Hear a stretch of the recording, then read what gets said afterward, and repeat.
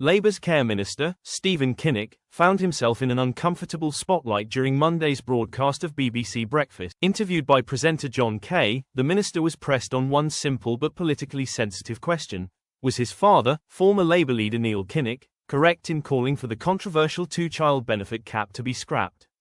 Rather than giving a clear yes or no, Kinnock hesitated and deflected, sparking visible frustration from the host and amusement from viewers. The exchange began with Kay directly quoting Neil Kinnock's recent remarks and asking, "Is your dad right or wrong on that?"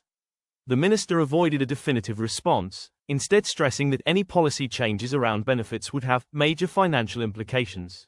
He passed responsibility to Chancellor Rachel Reeves, saying it would be inappropriate for him to speculate about the budget at this time. Kay, however, refused to let the issue drop.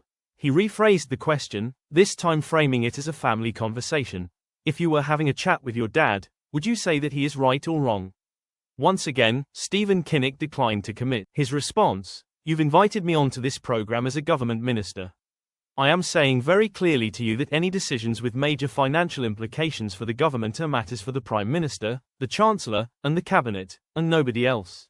The evasive performance drew criticism online, with many viewers accusing the minister of dodging an honest question. The two-child benefit cap, introduced by the Conservatives in 2017, prevents families from claiming additional means-tested support for a third or subsequent child born after April of that year. Critics argue it has deepened child poverty across the UK. Labour has promised to unveil a child poverty strategy in the autumn, though the plan was originally scheduled for spring. Education Secretary Bridget Phillipson has acknowledged the dilemma, warning that removing the cap would be costly, but also stressing that the cost of inaction is devastating, as it damages children's life chances. Meanwhile, Conservatives continue to defend the cap.